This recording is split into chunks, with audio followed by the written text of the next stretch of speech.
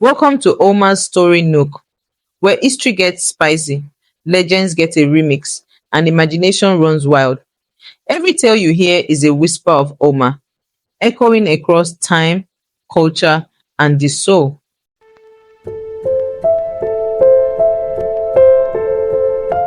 April 14th, 1865. The war was over. The Union stood victorious. Washington hummed with cautious joy. And in the balcony of Ford's Theater, President Abraham Lincoln smiled for the first time in 4 long years. A night of theater, a moment of rest. Then, a shot, a scream, a nation's breath held. History says he died, but what if he didn't? What if the bullet missed just enough? What if Lincoln rose not merely to recover, but to rebuild? Not just to survive, but to finish what he began.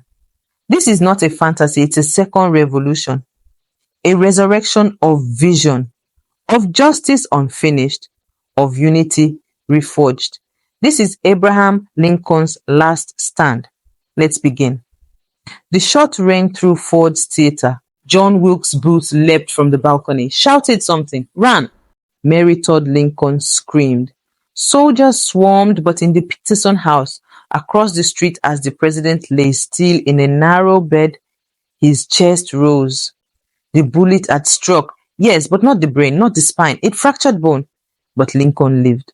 For hours, doctors hovered like moths, praying, debating, whispering, then a breath, another, then a word. Mary! The country erupted. Lincoln lives flashed across telegraph wires. From New York to San Francisco, bells rang again. But peace was an illusion. The Confederacy was gone, but resentment simmered. 3 days after waking, his voice hoarse but clear, Lincoln whispered, "We are not yet finished." When Lincoln returned, he didn't just resume power. He reclaimed purpose. What followed was called the Second Emancipation. Land for the landless, books for the barefoot, dignity in every direction. He expanded the Freedmen's Bureau, not just to aid but to empower. Thousands of black children attended newly built school.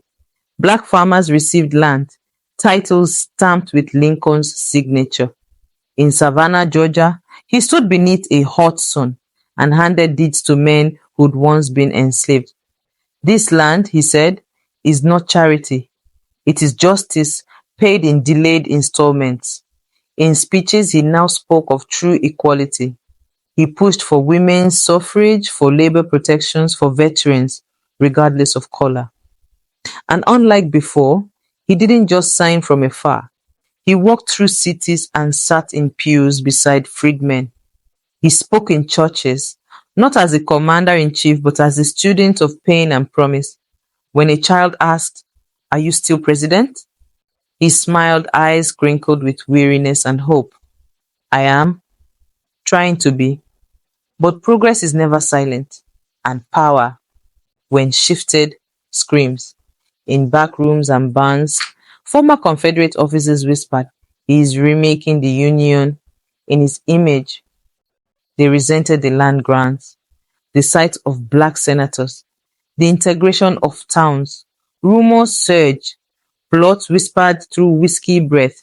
So Lincoln acted.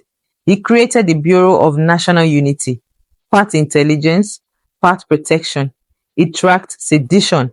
It monitored militias. It warned mayors before mobs arrived. Some called it tyranny, but Lincoln called it vigilance.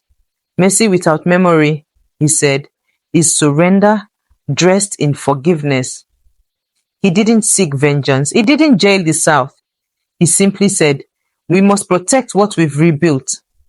A fragile roof must be guarded until it holds." By 1870, the Union had not just healed, it had evolved. In Mississippi, a father taught his son to read under a roof he owned. In Virginia, a black nurse and a white nurse opened a clinic together. In Congress, men once enslaved spoke where slaveholders once ruled. And Lincoln? He aged, hair silver, his limp more pronounced, but his voice stronger than ever. He traveled quietly, No grand stages, no fanfare. He preferred eye contact over ovations. He walked in towns where his name was once cursed, offered peace, never pity. We are not the same, he told one angry crowd, but we are one people. The world noticed. Paris called it L'Amérique réparée. London sent envoys. Haiti and Liberia requested Lincoln's counsel. He met with inventors, spoke with sharecroppers, wrote to orphans, never louder, only truer. 15 years had passed since the shot. Lincoln stood again in Congress, this time before women scribes, black senators, and southern mayors. His final address: A nation reborn. We did not bury our ghosts, he said. We chose to walk beside them, not to forget, but to forgive. No applause at first. Just breathe. Then one hand clapping, then another, and the chamber rose. He returned home. Springfield, Illinois. He planted trees, adopted a dog, wrote letters to school children. He signed them all, your president. One morning, in his garden, no fanfare, no flags. He passed quietly in his sleep. No bullets, no pain, just soft sunlight through the window, and a nation held together, not by war, but by will. He was not carved into marble. He was written into possibility. Because he lived, a different America was born, one of hope stitched through hard things.